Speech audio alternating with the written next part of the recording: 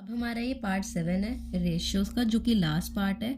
अब इस पार्ट में हमने क्या करना है, प्रॉफिटेबिलिटी के जो 2 रेशियोज बचे हुए थे लास्ट के वो वाले करने हैं। तो पहला रेशियो है हमारा नेट प्रॉफिट रेशियो, जो ये हमारा 4th वाला रेशियो आता है, ये हम 3 कर चुके हैं ऑलरेडी। फिर है हमारा ये नेट प्रॉफिट रेशियो। अब नेट प्रॉफिट रेशियो से देखो क्या समझ आ रहा है, नेट प्रॉफिट और जो हम प्रॉफिटेबिलिटी में करते आ रहे हैं इतने टाइम से, हम अपॉन में RFO डालते हैं, सेल्स डालते हैं, करेक्ट। बस वही डालना है और परसेंटेज में निकालने के लिए मल्टीप्लाई बाय 100 करते हैं, बस हमें वही करना है इसमें। तो नेट प्रॉफिट रेशियो कैसे निकलता है, नेट प्रॉफिट अपॉन में नेट सेल्स, नेट सेल्स मतलब रेवेन्यू फ्रॉम ऑपरेशन सेम ही है, और इनटू में 100, ठीक है। नेट प्रॉफिट रेशियो कैसे निकलता है, नेट प्रॉफिट अपॉन में ये आपकी जो सेल्स है मतलब रेवेन्यू फ्रॉम ऑपरेशंस वो मल्टीप्लाई बाय 100। ये तो हुआ हमारा फॉर्मूला, ठीक है। ये हमने अपना फॉर्मूला करा कि नेट प्रॉफिट रेशियो का फॉर्मूला क्या होता है, नेट प्रॉफिट अपॉन में RFO इंटू 100। अब क्या होता है, as high NPR is it is good for the company.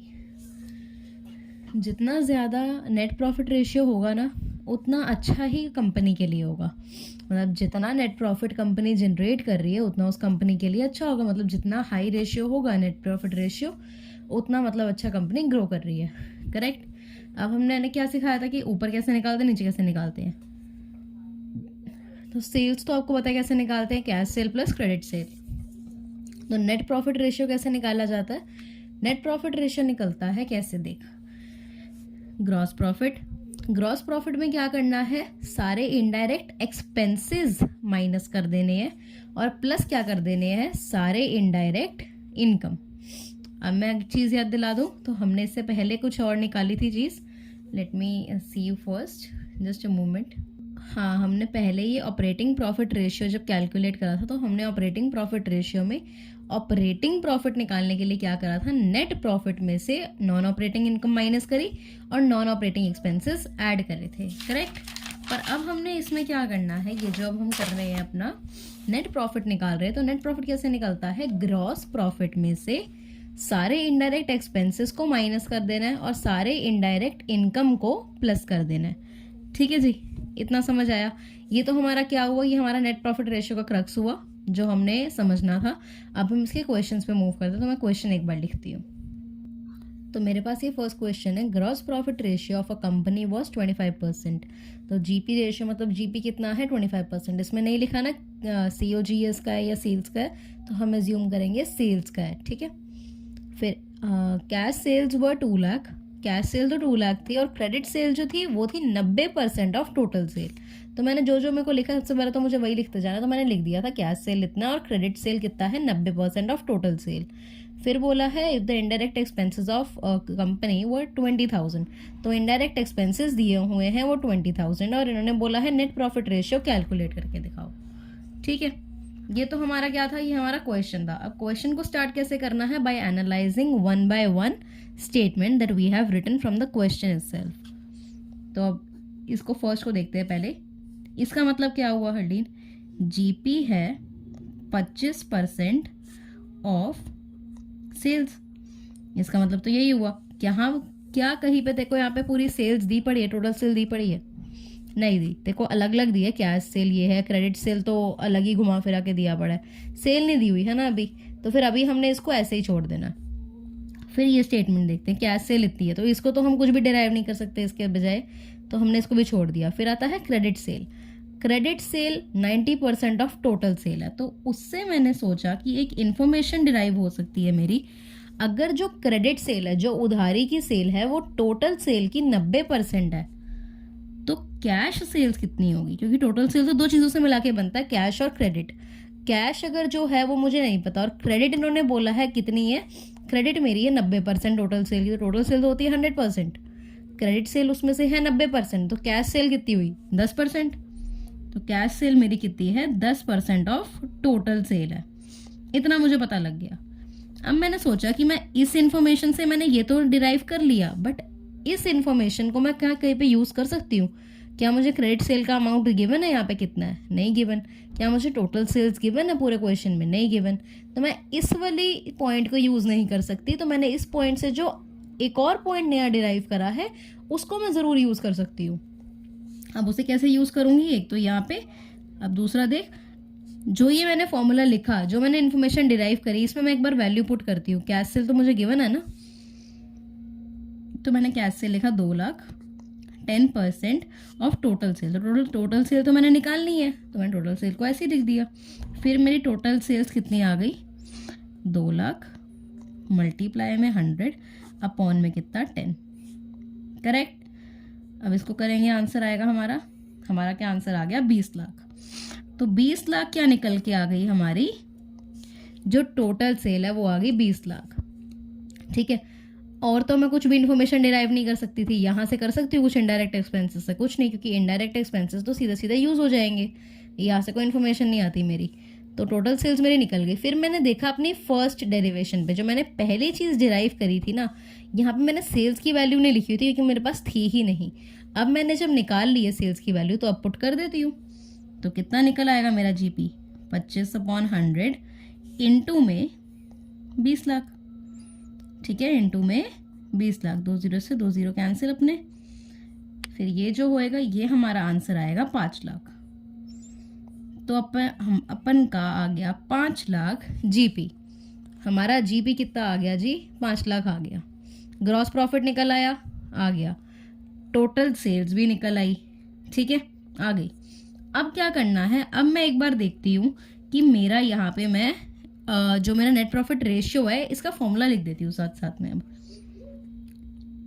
Net profit ratio का फॉर्मूला क्या होता है, नेट प्रॉफिट अपॉन में नेट सेल्स इंटू में 100। नेट सेल्स से कंफ्यूजन होगी तो RFO जो हम लिखते आ रहे हैं। तो अब नेट प्रॉफिट कैसे निकालते थे, ग्रॉस प्रॉफिट में से सारे इनडायरेक्ट एक्सपेंस को माइनस करो और सारी इनडायरेक्ट इनकम को प्लस करो। तो क्या कर देते हैं, ग्रॉस प्रॉफिट कितना आया था अपना, जीपी आया था 5 लाख। तो 5 लाख में से सारे इनडायरेक्ट एक्सपेंसेस को माइनस करना। तो इनडायरेक्ट एक्सपेंस गिवन है क्वेश्चन में, हाँ जी गिवन है, कितना है 20,000। तो 20,000 माइनस करने हैं, प्लस क्या करना है, इनडायरेक्ट इनकम। क्या क्वेश्चन में इनडायरेक्ट इनकम गिवन है कहीं पे, नहीं है ना। तो इनडायरेक्ट इनकम को हमने 0 एज्यूम कर लेना, मतलब हमें इन दोनों में से कोई भी एक चीज़ मिल जाए तब भी हो जाएगा। अगर कुछ भी गिवन नहीं होगा तो फिर हम जीपी को ही नेट प्रॉफिट के बराबर लेना पड़ेगा, बट ऐसा कभी क्वेश्चन में आएगा नहीं। तो हमें इन दोनों में से कोई एक चीज़ दी ही होगी, तो इसमें से ये दिया पड़ा था, ये नहीं दिया हो, तो हम इसे 0 एज्यूम कर लेंगे। अब अपॉन में क्या डालूंगी, सेल्स कितनी है जी हमारी, ये बता। टोटल सेल कितनी निकाली, 20 लाख, ठीक है। मल्टीप्लाई बाय क्या करना है, 100। तो 4,80,000 अपॉन में 20 लाख इंटू में 100। 2 0 से 2 0 कट, यहाँ से 4 0 से 4 0 कट, ये अपना कट करेंगे तो अपना आ गया 24। तो 24% अपना क्या आ गया, आंसर आ गया, ठीक है। 24% अपना क्या आ गया, आंसर आ गया यहाँ पे। ओके जी, ये हमारा पहला क्वेश्चन हो गया। अब हम क्या करते हैं, अपने दूसरे क्वेश्चन पे मूव करते हैं। दूसरे क्वेश्चन में भी हमने कुछ चीज़ें नहीं सीखनी है, तो वो न्यू सीखते हैं अभी। अब मेरे पास ये अपना सेकंड क्वेश्चन है। रेवेन्यू फ्रॉम ऑपरेशंस है 4 लाख, ग्रॉस प्रॉफिट रेशियो कितना दिया हुआ है, 25%। ऑपरेटिंग रेशियो दे दिया है 90%। तो ऑपरेटिंग रेशियो को एक और नाम से क्या बुलाते हैं हम, operating cost ratio. Non operating expenses दे दिए हैं 2,000, नॉन ऑपरेटिंग इनकम भी दे दी है 22,000। अब कैलकुलेट करने के लिए बोल रहे हैं नेट प्रॉफिट रेशियो, ठीक है जी, ये कह रहे हैं अब कैलकुलेट करने के लिए। अब हम यहाँ से इन्फॉर्मेशंस देखते हैं, मैंने यहाँ पे सारी लिख दी। जो RFO है ये तो मेरी ये, इसको तो मैं कुछ आगे सॉल्व नहीं कर सकती। फिर आता है मेरा जीपी रेशियो दिया हुआ 25% ऑफ सेल्स। क्या मुझे पूरे क्वेश्चन में सेल्स गिवन है, तो मैं क्या कर दूंगी, सिर्फ लगा दूंगी इसके अंदर 25% ऑफ 4 लाख। तो 4 लाख का 25% कितना होता है हमारा, ये होता है हमारा 1 लाख, ठीक है। ये हमारा आ गया 1 लाख, करेक्ट है। अब मेरे पास जब एक चीज बता, मेरे पास जीपी आ गया, मेरे को सेल्स दी हुई है, तो मैं COGS भी निकाल लेती हूँ ना साथ ही में। COGS का फॉर्मूला क्या होता है हमारा, होता है sales minus GP equals to COGS, right ना। तो सेल्स माइनस जीपी, सेल्स कितनी है आपकी 4 लाख, उसमें से जीपी माइनस करो 1 लाख, कितना आ गया आंसर 3 लाख। तो 3 लाख आपका क्या आ गया, COGS आ गया। इतना समझ आया, 3 लाख हमारा क्या आ गया, COGS आ गया। अब हम कहाँ चलते हैं, अब हम एक चीज करने जाते हैं जो कि है अपना नेक्स्ट पॉइंट, ठीक है। तो ऑपरेटिंग रेशियो दी पड़ी है 90%। ठीक है जी, ऑपरेटिंग रेशियो क्या दी हुई है 90%। तो ऑपरेटिंग रेशियो का फॉर्मूला देख लेते हैं। Operating ratio equals to operating cost upon में RFO इनटू में 100। ठीक है, तो ऑपरेटिंग रेशियो कितनी थी 90, बस मैं वैल्यूज पुट कर रही हूँ, equals to OC operating cost. तो ऑपरेटिंग कॉस्ट कितनी है, क्वेश्चन में कहा क्या कही थे, ऑपरेटिंग कॉस्ट गिवन है, नहीं गिवन ना तो ऑपरेटिंग कॉस्ट को ऊपर ही लिखो। RFO गिवन है, हाँ जी गिवन है, कितना है 4 लाख, मल्टीप्लाई बाय 100। तो इसे जब आप सॉल्व करोगे तो आपका ऑपरेटिंग कॉस्ट जो आ जाएगी वो ऑपरेटिंग कॉस्ट आएगी 3,60,000। ऑपरेटिंग कॉस्ट कितनी आ गई हल्दीन तेरी 3,60,000। इतना समझ आ गया। अब मैंने देखा कि मैंने ऑपरेटिंग कॉस्ट निकाल लिया, बट ऑपरेटिंग कॉस्ट का भी तो एक फॉर्मूला होता है जो हमने करा था, याद है। अगर तूने कोई ऐसी चीज निकाली है जिसका अलग से एक और फॉर्मूला है तो तू उसके बाद साइमल्टेनियस स्टेप क्या लेगी, उसके फॉर्मूले को, जो तूने वैल्यू निकाली है ना उसके फॉर्मूले को खोल के लिखेगी और उसमें वैल्यूज पुट करना शुरू करेगी अगर हो रही होती है तो मैंने क्या देखा, मेरे पास ऑपरेटिंग कॉस्ट मैंने निकाली, ऑपरेटिंग कॉस्ट का भी मुझे फॉर्मूला आता है। ऑपरेटिंग कॉस्ट का फॉर्मूला क्या था हमारा, COGS में प्लस ऑपरेटिंग एक्सपेंसेस, यही था ना हमारा फॉर्मूला।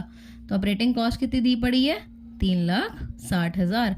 COGS में वो कितना दिया पड़ा है, COGS मैंने निकाला था ना अभी, ये रहा, इसमें से इक्वल्स टू है 3 लाख प्लस में ऑपरेटिंग एक्सपेंसेस। ठीक है, तो अब आपका ऑपरेटिंग एक्सपेंसेस कितने आ गए यहाँ पे, सीधा सीधा यहाँ पे ऑपरेटिंग एक्सपेंसेस आपके आ गए हैं 60,000। ठीक है, ऑपरेटिंग